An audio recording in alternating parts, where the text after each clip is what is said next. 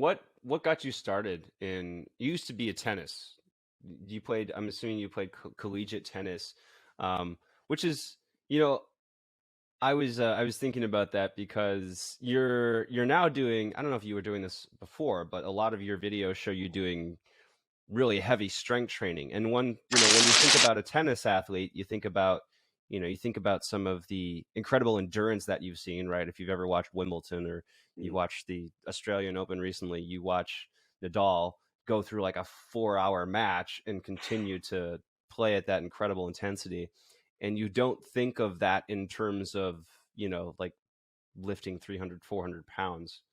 So how did you go from, or maybe that is part of it, but how did you go from tennis athlete to where, you're kind of what you're doing right now Yeah. with strength training? Yeah. So I played competitive tennis growing up, and then I actually burnt out at 14 years old. So after, almost a decade of playing competitively, I kind of made the decision that I wanted to have more of a social life, so in this, it's like Texas and California and Florida have ultra competitive, tennis, communities.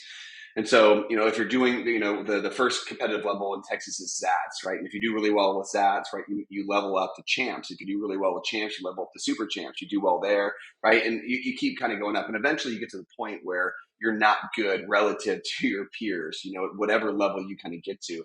Now, the difference between tennis and a lot of other sports is that it's an individual sport versus basketball, team sport, lacrosse, team sport, football, team sport.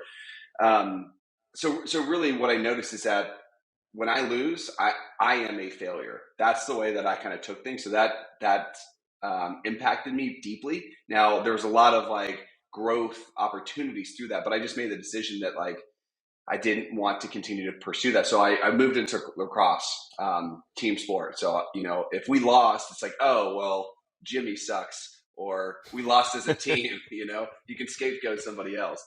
And so, but through that process, I wanted to get better. I had a very mechanical kind of engineering brain, almost like if I have input A and input B, what will the outcome be? Right. It's very kind of like, almost binary in a sense.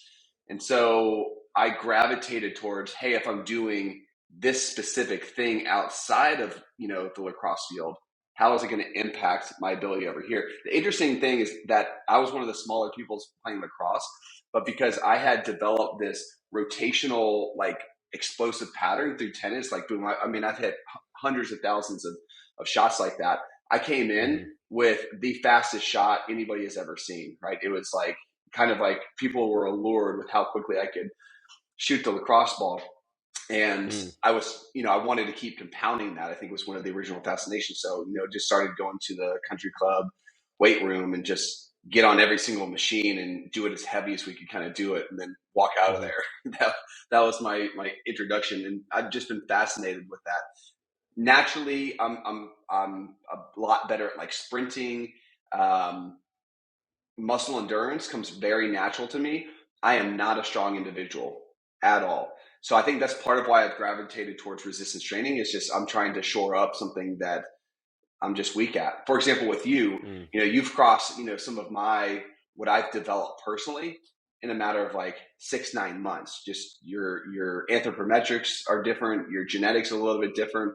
I've probably done 10 times the amount of work that you've done. You've exceeded me, for just looking at a back squat, for example, not deadlift.